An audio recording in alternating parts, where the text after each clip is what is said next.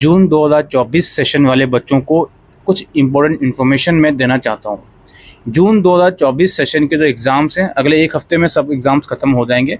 हो सकता है आपके एग्ज़ाम्स ख़त्म भी हो गए हों। इनके रिज़ल्ट के ऊपर मैं कुछ आपको इन्फॉर्मेशन देना चाहता हूँ, और ख़ासकर ये वीडियो उन बच्चों के लिए है जो फ्रेशर हैं इग्नू में, जो फर्स्ट टाइम अपना पेपर दे रहे हैं इग्नू में। इन्फॉर्मेशन दोस्तों ये है, देखिए इग्नू के जब रिज़ल्ट आते हैं वो सारे सब्जेक्ट्स के रिज़ल्ट एक साथ कभी भी नहीं आएंगे आप लोगों के। मान लेते हैं आपने 4 पेपर के एग्ज़ाम्स दिए हैं, तो ऐसा कभी नहीं होता इग्नू के अंदर, बहुत ही शायद 1000 में से एक बार होता हूँ, बट ऐसा कभी नहीं होता कि आपके चारों सब्जेक्ट के मार्क्स एक साथ शो हों। एक तो ये चीज़ आप लोग समझ लीजिए। आपका किसी दिन एक सब्जेक्ट का रिज़ल्ट आ गया, किसी दिन 2 सब्जेक्ट के रिज़ल्ट एक साथ अपडेट हो गए, इवन ऐसा भी हो सकता है किसी दिन 3 सब्जेक्ट के रिज़ल्ट एक साथ अपडेट हो गए, लेकिन एक साथ सारे सब्जेक्ट के रिज़ल्ट आपके शो हों, ऐसा बहुत पॉसिबल नहीं है। तो जो इग्नू का जून 2024 एग्ज़ाम्स हैं, इनके रिज़ल्ट्स का जो लिंक है वो एक्टिवेट हो गया है। हमने 2 बार इसकी अपडेट भी देखी वेबसाइट के ऊपर, 2 बार रिज़ल्ट अपडेट हुआ है।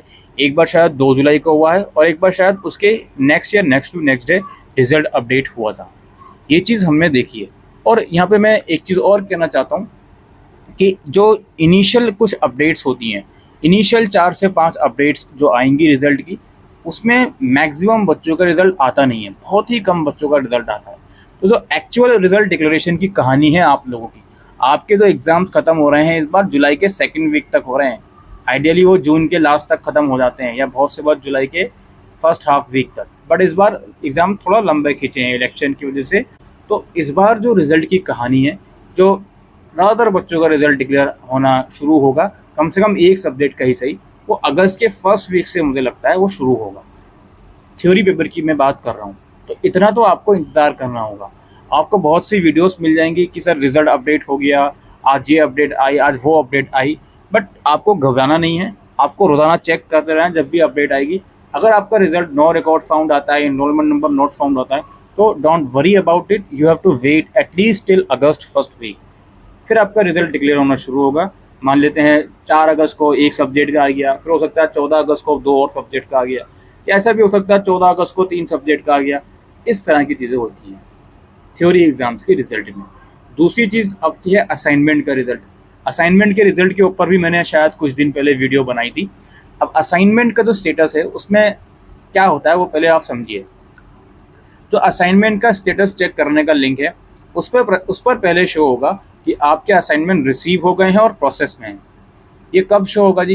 ये कुछ बच्चों का शो होना शुरू हो गया है, कुछ बच्चों का, जिन्होंने असाइनमेंट बहुत ही शुरू में सबमिट कर दिए थे, मार्च के फर्स्ट या सेकेंड वीक में। उनमें भी हर बच्चे का हर सब्जेक्ट का स्टेटस शो नहीं हुआ। असाइनमेंट में भी यही कहानी है। असाइनमेंट में भी आपके सारे सब्जेक्ट का स्टेटस एक साथ शो नहीं होगा। इस चीज़ को आप दिमाग में बैठा लीजिए। जैसे आपने 4 सब्जेक्ट के असाइनमेंट सबमिट करें, तो हो सकता है 2 अगस्त को एक सब्जेक्ट का स्टेटस दिखा दे कि रिसीव इन प्रोग्रेस, 4 अगस्त को 2 और सब्जेक्ट का स्टेटस दिखा दे। इस तरह से असाइनमेंट की भी कहानी चलेगी। अब असाइनमेंट का एक्चुअल में कब तक हमें कम्प्लीटली शो होगा, कब तक वेट करना चाहिए?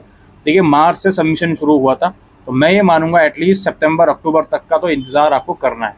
सितंबर के एंड तक का इंतज़ार तो कम से कम आपको करना है जी। इससे कम तो मैं बिल्कुल आपसे एक्सपेक्ट नहीं करूँगा। उसके बाद ही आपका असाइनमेंट का स्टेटस शो होगा कि आज रिसीव एंड प्रोग्रेस। अब बात ये आती है कि असाइनमेंट के मार्क्स कहाँ पर शो होते हैं? असाइनमेंट के मार्क्स शो होते हैं आपके ग्रेड कार्ड में। इग्नू का ग्रेड कार्ड का लिंक अलग होता है, टर्म एंड थ्योरी पेपर का रिजल्ट चेक करने का लिंक अलग होता है, असाइनमेंट का स्टेटस चेक करने का लिंक अलग होता है। वो सारे लिंक डिस्क्रिप्शन में आपको मिल जाएंगे। जब आपके असाइनमेंट के स्टेटस वाले लिंक पर ये शो हो कि रिसीव इन प्रोसेस, और ये भी शो हो कि check grade card for marks, तभी आपके मार्क्स ग्रेड कार्ड में विजिबल होंगे।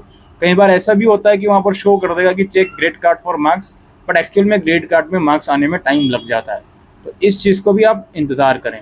और जो थ्योरी पेपर आपने दिया है उसके रिज़ल्ट की जो मैंने अभी कुछ मिनट्स पहले बात करी, उसके भी जो मार्क्स हैं वो आपके ग्रेड कार्ड में रिफ्लेक्ट होंगे कुछ टाइम के बाद। आपको इंतज़ार करना पड़ेगा उस चीज़ का, ठीक है? बस यही सब है जो मैं इस वीडियो में डिस्कस करने आया था न्यू कॉमर्स से, जिनको पता नहीं है कि किस तरीके से रिजल्ट का प्रोसेस इग्नू में चलता है।